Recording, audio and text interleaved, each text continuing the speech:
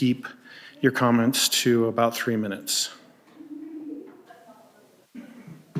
Seeing as there is no public comment, we're going to close public comment at this time. And we're going to move on to our next item, which is we're going to election of a planning commission chair to fill the vacancy. So I'll open up for nominations. I nominate Troy Cunningham to be the chair. Guess I don't have to say. Second that nomination. Any other question on the motion? Okay, so all those in favor say aye. Aye. Any opposed say nay. Okay, so now, as I was the vice chair, we now have a vacancy for vice chair. So I'm going to open up for nominations for vice chair. And I'm going to go ahead and make a nomination. I'd like to nominate Ken Kilgore as vice chair. The reason I'm doing this is because most of my time on the planning commission, I've sat next to Ken, and he's really helped me a lot. And I would like to have him as my vice chair so that he can help me when I need help as the chair. So, anyone going to second that motion? I'll second it. Any question on the motion? All in favor say aye. Aye. Aye. Any opposed say nay. Okay, that's unanimous.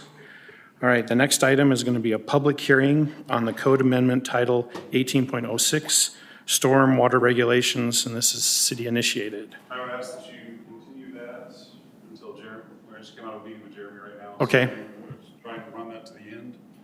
Do we need a motion for that, or can? Yes, motion to continue, or, yeah. Okay. So we're going to move that to a later time, and we're going to move on to item number 6, which is a public hearing for the general plan amendment and rezone from agricultural to a regional commercial and office warehouse for the Farley property located east of Redwood Road and Harvest Boulevard. Okay, Commission. Oh, there we go. This is a request again to take property that is zoned agriculture right now, it's vacant property, and take that to regional commercial and office warehouse, as well as amend the general plan from office and regional commercial to office warehouse and regional commercial. So part of it would stay the same. The rezone to, as you see on the screen right now to the right, that would be the, from ag to RC would be approximately 10 acres. And then to ag to office warehouse would be approximately 7 acres. There's also the concept plan, which at this stage of the game here.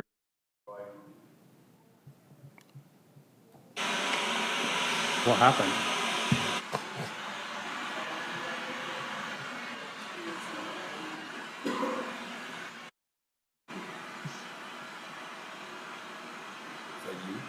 No, I was just turning us off.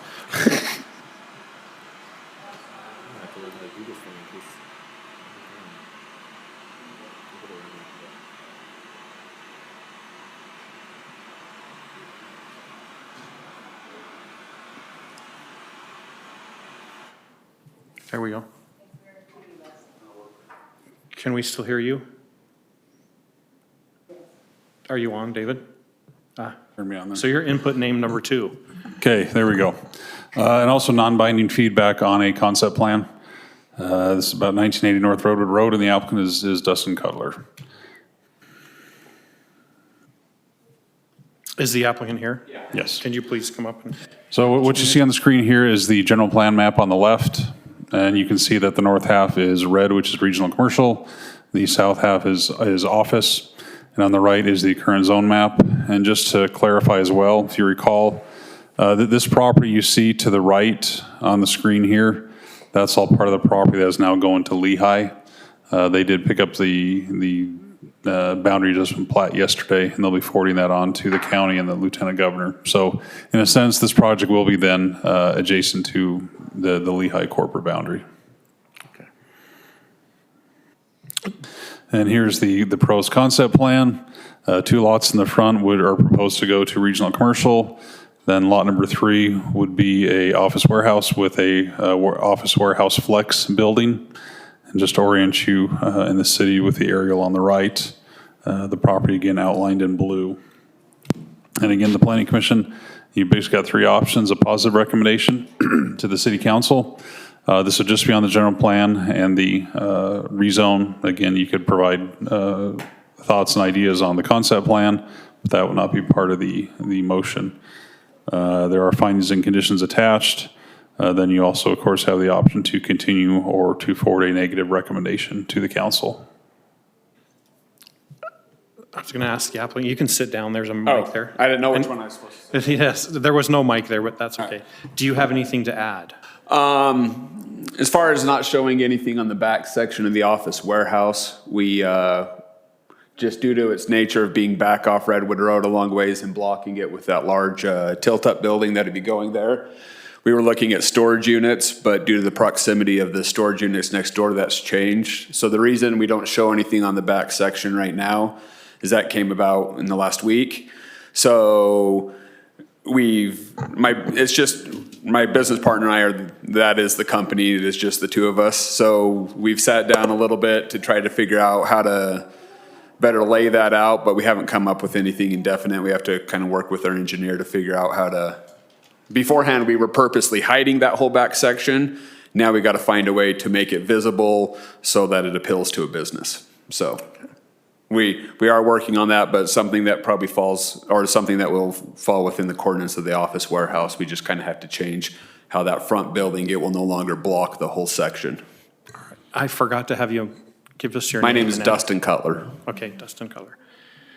All right. Now, this is a public hearing, so anyone that is here to make comment on this, public comment time is open. Seeing as how no one has made public comment, we're going to close public comment and move to the Planning Commission for their comments. Commissioner Kilgore. I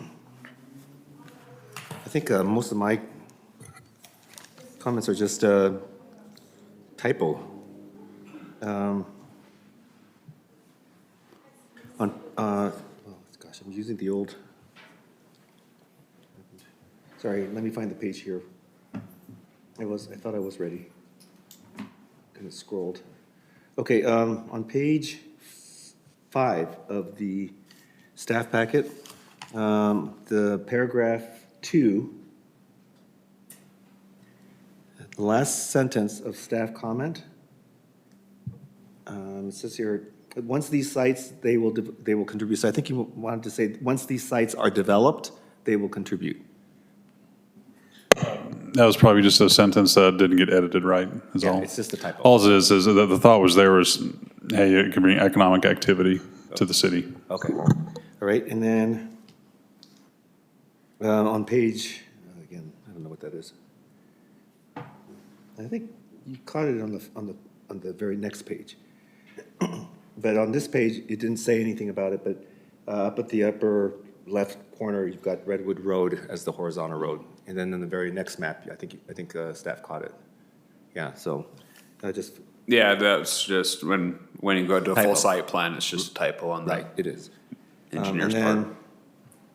then, oh yeah, I want to ask, do we know what Lehigh intends to do with the adjacent property? Is it going to be kind of similar as far as? I think most of that is going to Edge Homes, and so I would say probably residential, but we don't have any plans at this time. As far as coming this far south, further north, yeah, we do know there's residential coming in. This far south, we're not sure. Okay. So as far as like meshing and everything, it shouldn't be a problem? Okay. Just a comment on that, in between that, the parcel and the new Lehigh, of course, is the canal with its elevation raise, and, I mean, does drop off pretty steep back behind there. I'm guessing whatever does go in there will have very little to no visibility of anything on the other side of the canal, so. Okay. Sounds good. And overall, I like the site plan. Yeah, overall. That's all I had. Anyone else have any comments? Okay, if there's no other comments, then I'll move for a motion.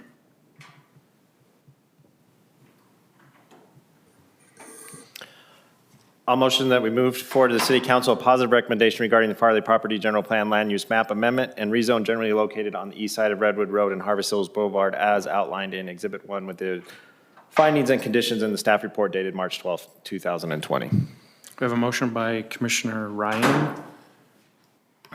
Second? We'll give it to Commissioner Barton.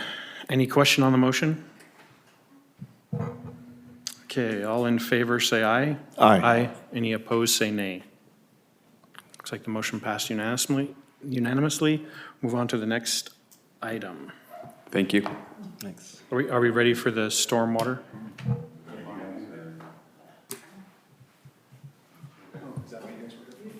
So we'll start with the code amendments for Title 1806 Stormwater Regulations. Commissioners, hopefully in your packet you have the markup version of Title 1806. This is a slight amendment to add a requirement to provide on-site stormwater plans tied to the business license process. A brief background on the national and Utah pollution discharge elimination, all a part and parcel of the Clean Water Act. The city is required to enforce stormwater cleanliness in our city. And part of that has to do with sites like Taco Bell, McDonald's, those kind of sites that have an on-site private system. What they do on-site affects the quality of the stormwater because they usually do something on-site, detain, treat, whatever, and then it discharges into the city system, which ultimately makes its way to either the Jordan River or the Utah Lake. And so we have begun implementing a requirement that all new businesses prepare a plan on how they're going to operate on site. When they mow the lawn, they're going to make sure clippings don't get blown in the storm drain. When they fertilize, they're going to make sure they don't over-fertilize. Those kind of activities. They're going to sweep the parking lot regularly. The thing we have is that we have a lot of businesses that predate that new policy. And for us to make sure that we are protecting our water quality, we're going to start working with them to make sure they have a plan and that plan is recorded against the property, which means we have some enforcement to say, you've agreed to do these things.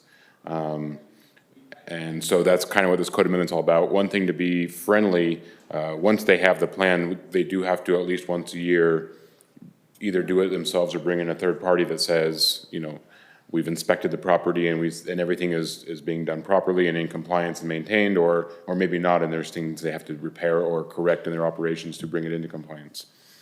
So we're going to allow them to hire, if they so choose, they could hire us to perform that annual inspection. We would create a fee for them and do that if they're, maybe a small business is overwhelmed and doesn't know where to begin and they, don't want to hold up their business license renewal. They could simply, we'll prepare an application. They could simply hire us to do that. So that's really the heart of what this is all about is making it codified that this is now officially part of our business process. Maybe some concern about some businesses that feel, overwhelmed maybe, and our goal is to roll this out very softly. We're not gonna, we're not gonna shut down a business. If there's a business license renewal that's, due next week and they've shown good faith in working with us, we're probably going to, be nice and probably renew their license so they can continue operating while they work with us.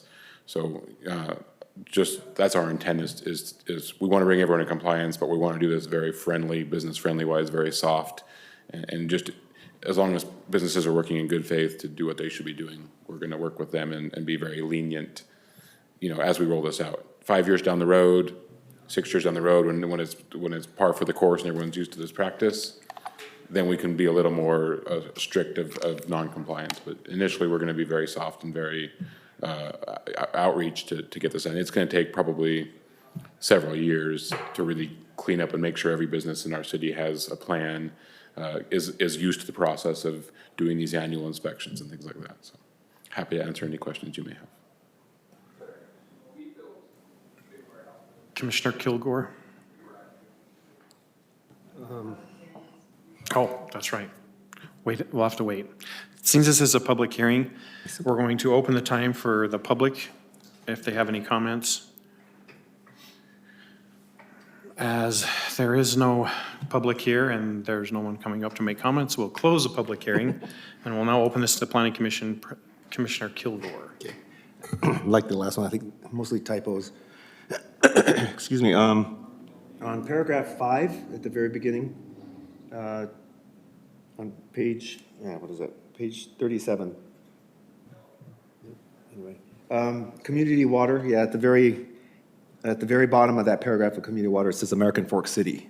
Ah, Yeah, so it's probably. thank you for fixing that typo, so Yeah. yeah. And then, oh, yeah, okay, sorry. I'm switching back and forth between the two staff packets that we received, so that's why my paging, although plus I can't see. Okay, paragraph, where is this? 2A and II, it's under exemptions. Existing nursery and agricultural operations. Oh, yeah. So when it says existing nursery and agricultural operations, does existing mean any now and into the future, or is it just grandfathered activities that are existing today? So on that specific section, I didn't make any changes to the code. It's marked out because I removed it from where it was located and moved it up like one section because that would made more sense to be after what's allowed. But so whatever you see is written there, that has been in the code for a okay. decade or more. So it's red only because you moved the whole paragraph, but you didn't add it? Correct. I didn't actually change any text. Okay, so then, But that's a good question still. yeah, because we're giving exceptions to existing facilities, but I'm not sure if we define what existing means anywhere, because if, that means if you built it, it's existing, so, you know what I mean? I wonder- My interpretation would be existing prior to the adoption of that code, whatever that was, 10 years ago. Again, our practice now, and I think we started this maybe 6 months ago, is this is now part of our development process. If someone brings in a new project and it has an on-site facility, whether that's an HOA, clubhouse, or a commercial building, including a nursery or any type of commercial business, we would require a plan that we record against the property as a condition of approving them through the process. Okay. So, So that's That the would be my standard interpretation. operating procedure now? Okay. Correct. All right. Or your interpretation of this? of existing, Of the right, existing right. code? Yeah, okay. Yeah, since it was red, I thought maybe you added it in there, but I can Right, see you just, moved just it. for context, even though we have modifications to this 1806, you'll find that the 90% of the text in 1806 is identical to every city in the valley, because when this was all rolled out, they provided all communities with a standard language for this stormwater program. Right. And so whether it's American Fork or any other city, we have made little tweaks here and there in each city, but the majority of that text actually is identical in every city. Okay. And I'm guessing what you read was Yeah. from the template ordinance that they provided all cities to adopt, you know. Okay. We adopted this, I believe, in 2012 or 13 is when we officially became subject to the regulation because of our population. Okay, And that's when we took that template code and adopted it. okay, thank you. Go ahead, Warner. But I'll fix the American Fork one. Yeah, I try to look around and say, hey, what are these guys doing? What are other cities doing well that we can incorporate, or what Right. we like the code well. So Figured that, yeah. there happened to be some stuff because one of the concerns I had was, again, the definition of community waters. We didn't have a definition, so I wanted to add that definition because that had to do with defining the site, right? If your project or your site impacts the community waters, that's why we're concerned about you. There may be some sites that could arguably not have any impact on community waters. Maybe they're so self-contained that there is no ability, right? So if someone's going to request an exemption from this code, they would have to show that they have no ability to impact the community waters, and that's why I've added that definition. Okay. No problem there. Okay, so this is page 22. Here we go. 22. Requirements for existing problem locations. It says here, may include a requirement to prepare. What did I read here? Oh, yeah, yeah, it's a dumb one. You have written here, it's red, If not already existing, corrective actions may include a requirement to prepare an implementation, a LTSWMP. So I think it should just be implement. Oh, okay. Yeah, Just for clarity's sake, that's all. And that goes back to not everything has a business license. So if we have, again, like an HOA clubhouse, that wouldn't be subject to the new things we're proposing in the business license, we wanted to make sure we had some teeth to go back and say, you know, hey, we noticed that your practices on this property are really detrimental to our community waters.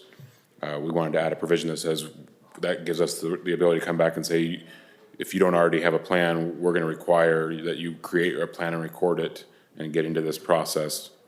So we have to clean up a bunch of these existing sites that have on-site operations that dump into our system. This primarily takes care of ones that are regulated by business licenses. Once we get through this, we're still going to have to go back and figure out all the ones that don't. The ones off the top of my head that fall into that category, off the cuff, are HOAs that have parking, you know, clubhouse parking lots and like that.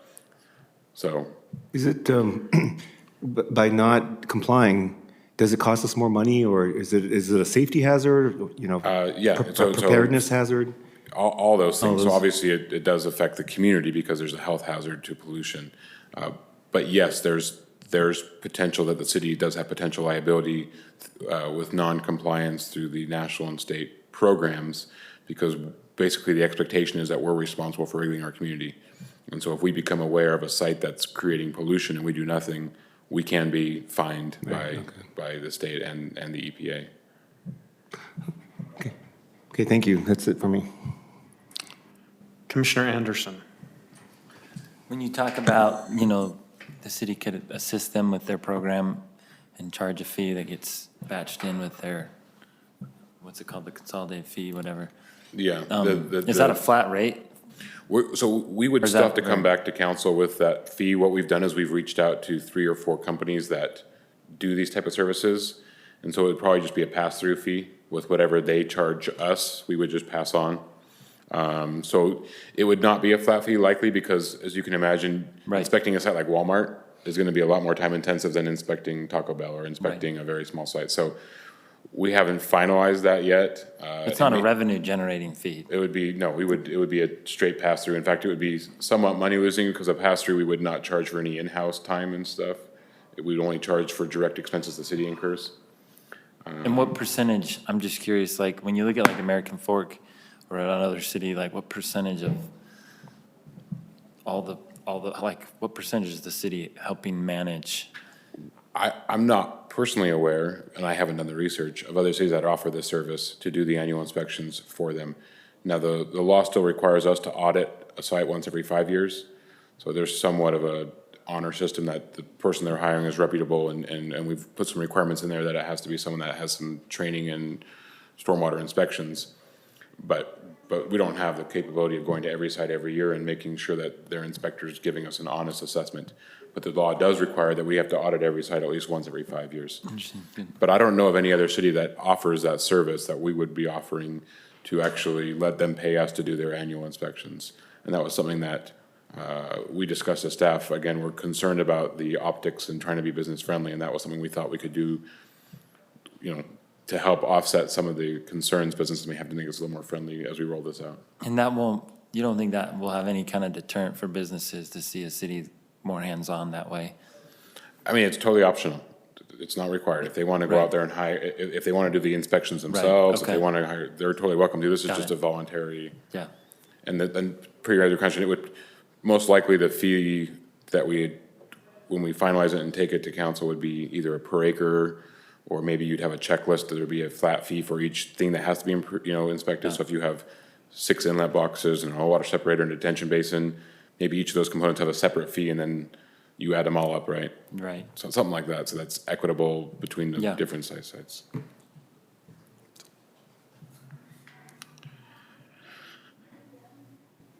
Commissioner Barton.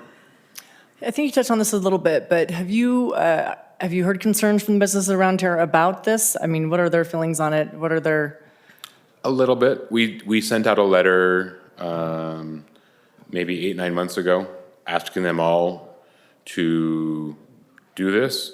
And at that time, we didn't have the code amended, and that's kind of where this got fleshed out, was the city attorney, we got a bunch of calls, and we've been trying to be very friendly, but that was the concern, is that we were pushing forward with something that wasn't necessarily codified.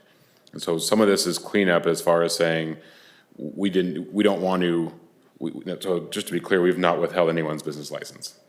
But if we ever get to that point, we didn't want to do it without the code, making it sure we could legally do that.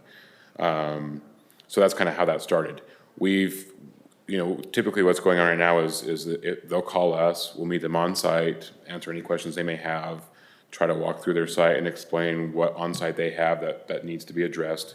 We've put on our website templates, so they're not inventing the wheel. We have a template for the plan and a template for the agreement to try to make it as, they can take that template and hopefully make very minor modifications and resubmit it. And so for the most part, after we've met with them and stuff like that, they get it. They'll either do it themselves or they've, hired a consultant to help them with the plan and everything like that. Yeah, so yes, it's been a little painful, but most businesses understand the need for the community to take care of its waters, that this is a federal mandate. It's an unfunded federal mandate that we're not getting any money or funding, but it's required of us. And with rare exception, maybe there's one or two that really didn't like it. Most of them were pretty understanding, and once we were able to meet on site and we worked with them. And like I said, our plan is not to withhold anyone's business license. That would be an extreme situation on someone who literally refuses to work with us. I would assume that if someone's going to work with us and they haven't got all through the steps yet, we would just simply renew the license with the good faith understanding that they're going to work with us, and hopefully by the time it comes out next year, so a very soft rollout. The thing that has been a little bit tough is when you have an owner and 10 different leasees, or the leasees are saying, well, I'm the guy who does the day-to-day operations, but I'm not the owner, so I'm not responsible. So then that's a little tricky, because the owner is the one legally responsible, but he may not have a ton of control over the day-to-day activities. Or conversely, you may have 5 owners that all have a system that all is shared, right? It may be one parking lot split between 5 owners. I think you have that up there in Sergeant Court. And so that's been a little tough to figure out what's, you would think in an ideal world they would all get together and work together, but that doesn't always happen. Okay, So, appreciate that, thank you. yeah. Any other comments? Commissioner Ryan. Just really quickly, one sort of more of a global nature, and then two, just a couple things I noticed as well. But it seems as if a lot of this is shifting from city engineer responsibility to Public Works Department responsibility. And just for background's sake, typical practice, Public Works, you being the lead, are comfortable with that and understand, obviously, if you're here and reporting on it, I feel like you've got a good grasp on it, but just kind of noticed that there was a lot of scratching out of city engineer and a lot of putting in of Public Works. Every city org chart's different. In some cities, the Public Works Director is over, engineering and Public Works and operations. In some cities, it's the city engineer who's over Public Works and operations, or some cities that the person's the same. What I try to do is change, I try to leave the city engineer for things that were administrative and technical, and things that were actually like physically like going out and doing work, I changed to Public Works, because it would likely be public, references to, for instance, if there's a fatal flaw with like your cleaning device and it's discharging pollution, it needs to be cleaned, and you get notice, the city says the city can go do the work and bill you if you don't do it. Well, so I remove city engineer and put Public Works, because who's gonna go do this? It's gonna be Public Works employees. So that's where I try to make the distinction. I try to leave city engineer stuff for office stuff, and field stuff I tried to move to Public Works. That was previously city engineer, because it just made sense that if someone's going out there doing physical stuff, it's gonna be Public Works employees. That makes sense. Thank you. The other thing, I don't know how beneficial it is with the fine tooth comb, but just to kind of echo Commissioner Kilgore's comments, I noticed there were some typos, and so I think it would be a good idea to kind of go back through and read carefully. There's some things that need to be fixed as far as apostrophes, and then as far as consistency, there's places where Public Works Department is capitalized and then places where it's not, and so I would just go one way or the other and decide which way we I want to do it. appreciate put that. it into the I'll make code. sure what goes to council is cleaner. Thank you for that. Okay, looks like the only thing we really had was make sure that code is cleaned up before it goes to city council. Was there anything else we needed to add to the motion? I don't. Make sure there's no American Fork reference. Yes, make sure no American work references. Okay, so I'll entertain a motion. I don't think there is one in there. I move to approve the code amendment for Title 1806 Stormwater Regulations City initiated I think we As- have to do to forward a positive recommendation there you go. to City Council that the proposed code amendment for Title 1806 We have a motion, Water Regulations. we have a motion from Commissioner Anderson, Second. second from Commissioner Kilgore. Any question on the motion? Okay, all of those in favor of the motion, say aye. Aye. Any opposed, say nay. Looks like the motion passes unanimously. All right, we'll move on to the next item. Item number 7, public hearing code amendments for Title 19.10 Hillside Development. We've asked to continue this item to a future date, so we'll need a motion for that. I move that we continue the item code amendment for Title 19.10 Hillside Development City Initiated to a subsequent meeting. Dave, do we know when you want to do it to, or just keep it open? Keep it open, but we're hoping in 2 weeks. Okay, so to a future date. We have a motion from Commissioner Kilgore. Do we have a second? I'll second. Commissioner Ryan, second the motion. Any question on the motion? All in favor, say aye. Aye. All opposed, say nay. Looks like a motion passes unanimously. All right, on to the minutes. Did everyone have a chance to look at the minutes? Any additions to the minutes? Okay, we'll go ahead and, I'll entertain a motion to approve the minutes. I move that we approve the minutes from the February 27th, 2020 Planning Commission meeting.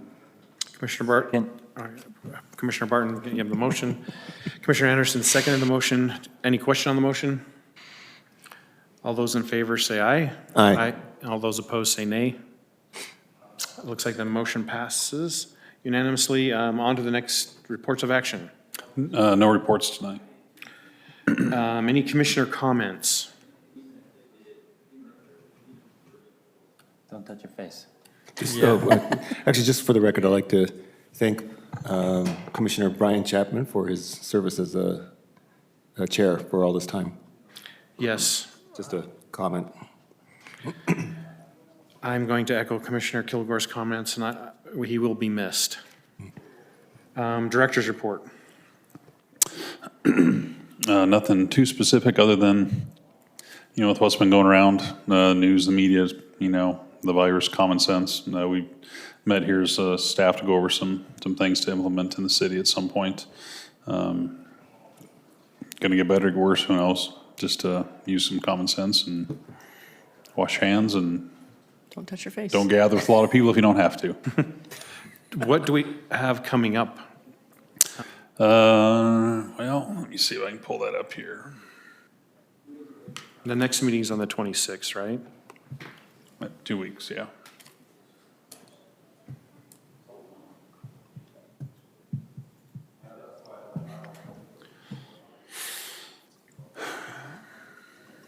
That is not showing up. All right.